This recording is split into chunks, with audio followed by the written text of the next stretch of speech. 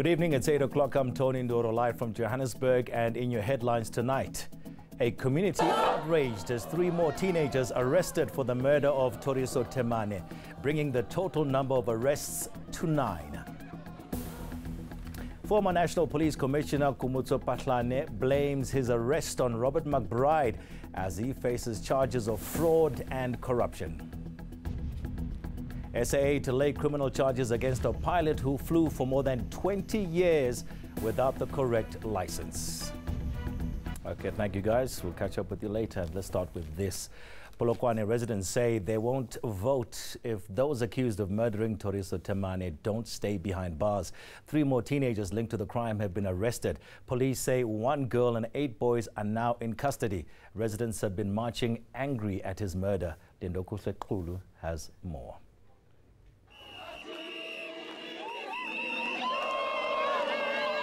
These streets have been shut down by those calling for justice for Khomotso Phahlane.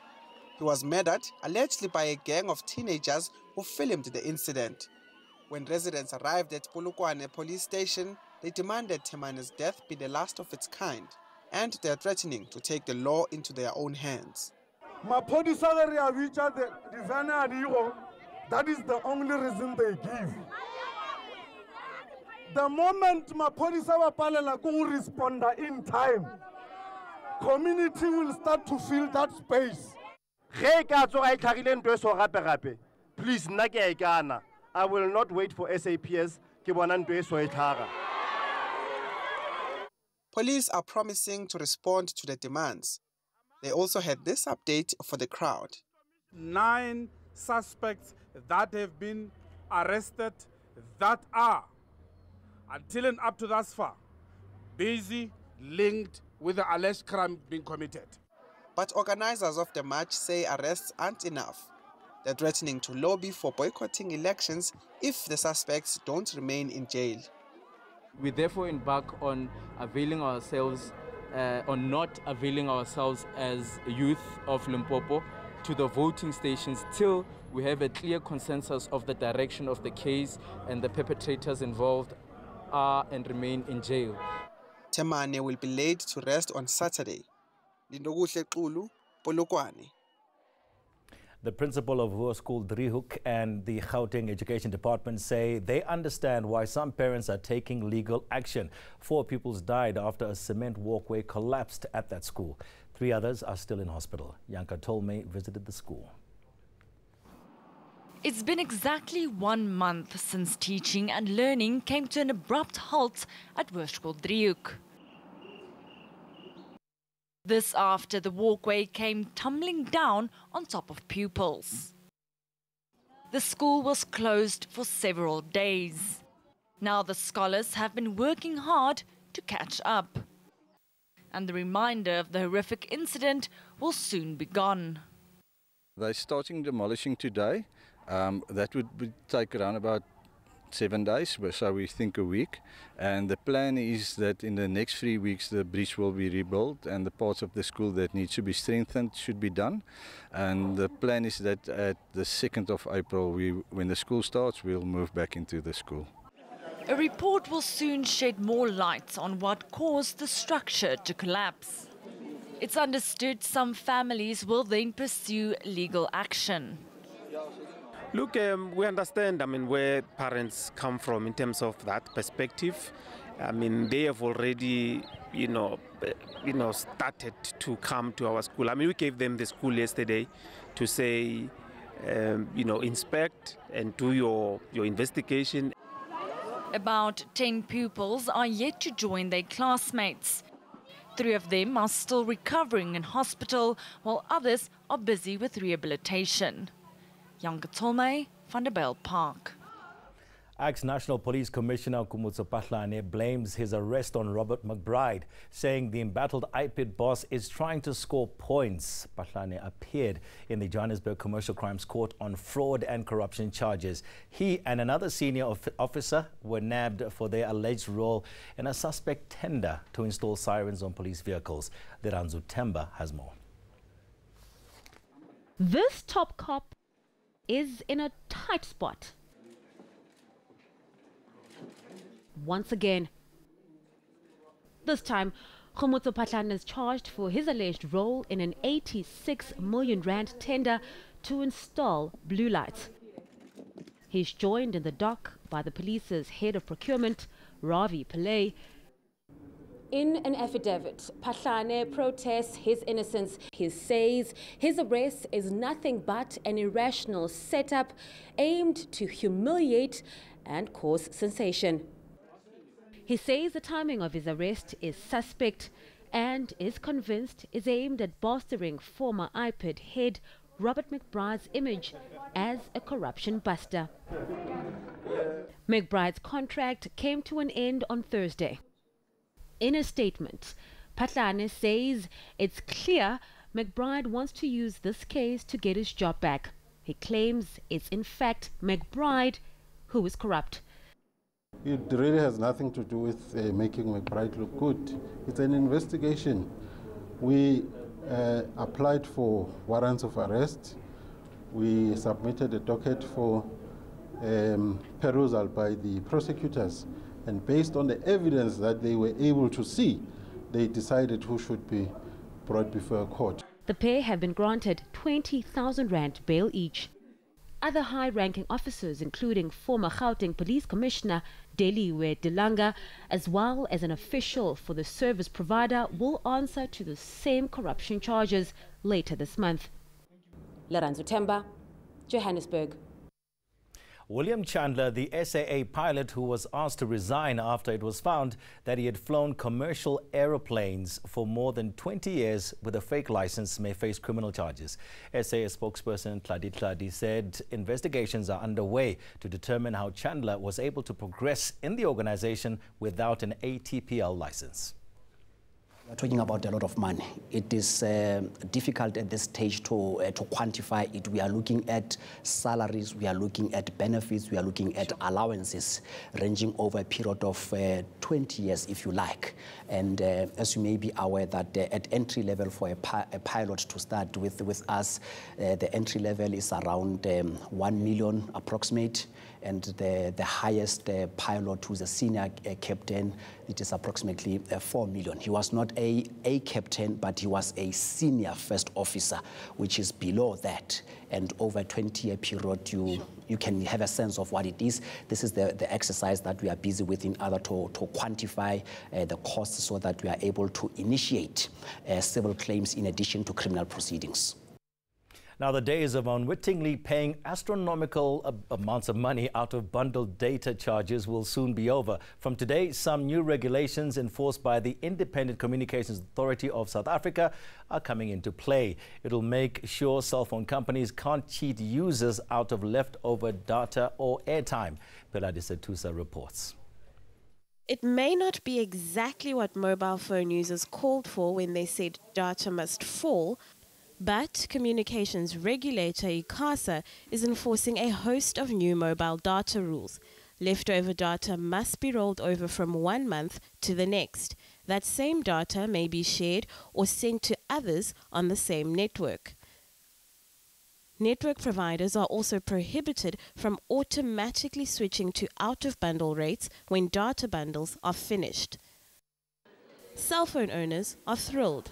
Having experienced problems with mobile data and extra charges in the past, I think it is a really good idea. So many times I've been victim to them using my airtime out of when I've run out of data, and I think that's a very good thing that I get to carry it on to the next month. It's quite an amazing regulation in terms of saving the whole country money. Why should data expire to begin with? Because I bought the data, I should have the data.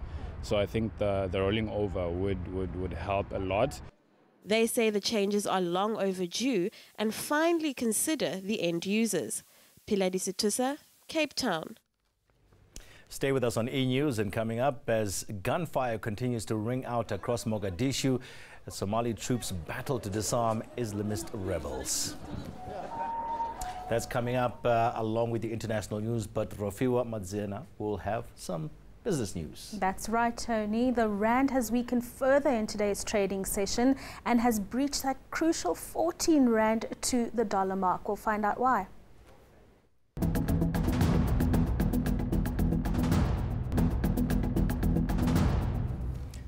Welcome back. Rofiwa is here for some business news and good news for Edcon, a bit of a reprieve.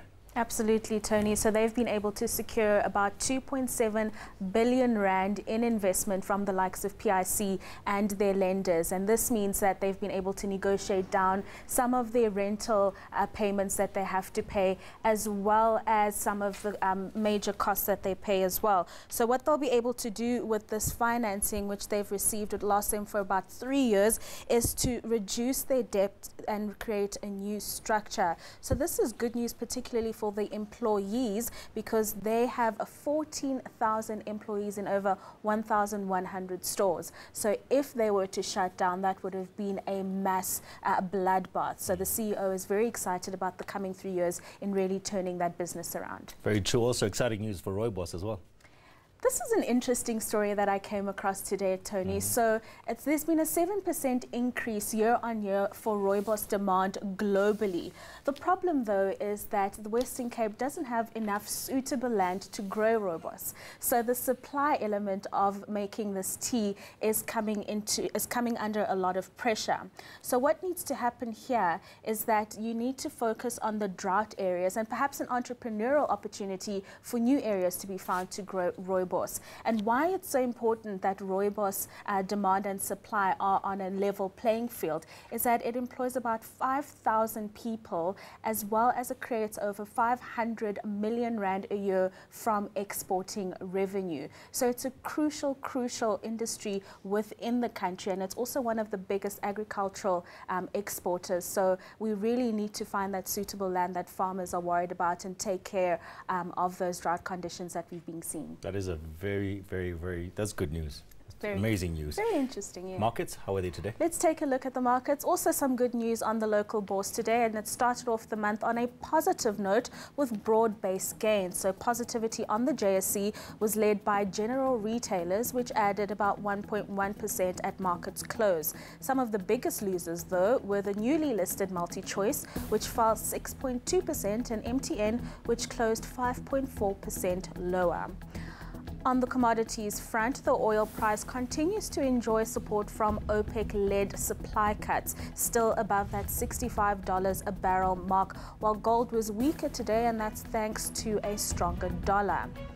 Let's take a look at the local unit now. The rand is still weaker against major global currencies, and this is of course on the back of a sell-off in emerging market currencies, reaching those 14 rand 20 against the US dollar. I hate that number 14. I really do. It's a very scary number for any investor. Yeah, very.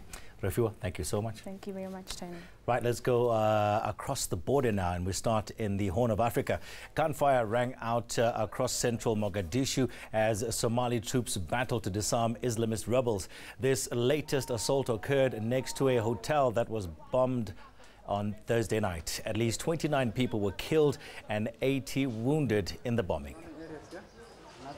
Moving over to Malawi, the government is offering a cash reward of nearly 100,000 rand for information on albino abductions and killings. This comes as anger grows over government inaction in stopping the scourge ahead of the elections. Killings of albinos for ritual sacrifice have increased in rural Malawi. And further afield, rescuers had to amputate a miner's leg in order to pull him from a rubble in Indonesia. The man later died from his injuries, while 7 others were found dead after the collapse. 19 people have been rescued from the collapsed illegal gold mine. Over 200 rescue personnel have been deployed to pull survivors and bodies out of several mine shafts. Stay with us. Coming up, we'll go to the weather center, where Joel Guy is standing by with a full weather report. And then we take a look at the latest images from the far side of the moon, courtesy of a Chinese probe, which is back up and running.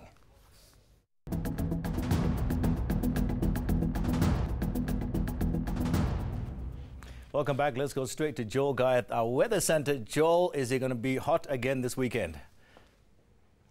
Yes, indeed, Tony. We're going to see those afternoon temperatures soaring into the mid and upper 30s, especially over northern South Africa. As for Saturday morning, here's how the day is going to start off like. We have this cold front which will introduce a bit of drizzle along the southwest coastline and then spread the wet weather over the south coast during the course of Saturday morning. And over the eastern areas, it will be mostly cloudy in most areas with light rain and drizzle as well for the eastern areas of the Eastern Cape, parts of KwaZulu-Natal and much of Mpumalanga. And the clouds will also push northwards into Limpopo and Gauteng, as well as into the eastern areas of the Free State. Then in the afternoon, we will see thunderstorms popping up over parts of Limpopo and Mpumalanga, pushing down into northern KwaZulu-Natal. Then southern KwaZulu-Natal will be seeing rain showers that should also extend down into the eastern areas of the Eastern Cape. Then in the evening, we will see the rain showers in KZN and the Eastern Cape intensifying, so you can expect scattered to widespread rains for the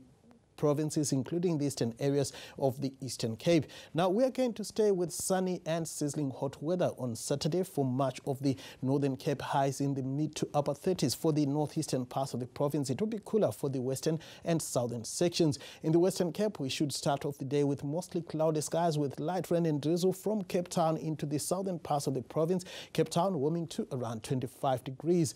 Light rain is also forecast for the Eastern Cape coastal areas as well as over the eastern sections, East London, Bishop and Port Alfred, or warming to around 24 degrees. It will be cloudy with rain and thunderstorms once again for much of KwaZulu-Natal, sizzling hot for the northeastern sections with highs in the mid-30s. Stormy weather is also forecast for much of Mpumalanga, where warm to hot afternoon temperatures are forecast. We are going to see isolated thunderstorms for parts of Limpopo. It will be dry for Tawazimbi with a hot 36 for the maximum temperature. On the other hand, mostly sunny and hot weather is forecast for the northwest, 37 for the highs in Rustenburg, Zeerust, as well as Mahikeng. We are going to see mostly clear skies as well for Western Free State, but thunderstorms are possible around Harrismith. We are also going to see stormy weather over northern Gauteng. Otherwise, it will be dry for the rest of the province. That's all from me, Tony. Back to you. All right, thank you so much, Joel. Have a good weekend. Okay, a probe sent to the far side of the moon by China's space agency has been reactivated after 2 weeks spent hibernating. Chang'e 4, the moon lander, is back to work after sleeping during the second lunar night, which is equivalent to 14 days on Earth. The lander woke from its slumber a few hours before its companion rover U-22, and both are once again operating as normal. China's National Space Administration says it is now continuing their exploration of the lunar surface. Okay, let's come back down to Earth and bring you our headlines once more. A community outraged as 3 more teenagers arrested for the murder of Thoriso Temane, bringing the total number of arrests to 9. Former National Police Commissioner Khomotso Phahlane blames his arrest on Robert McBride as he faces charges of fraud and corruption. SAA to lay criminal charges against a pilot who flew for more than 20 years without the correct license. All right, that's it from myself and the crew. We'll catch you again next time. Good night.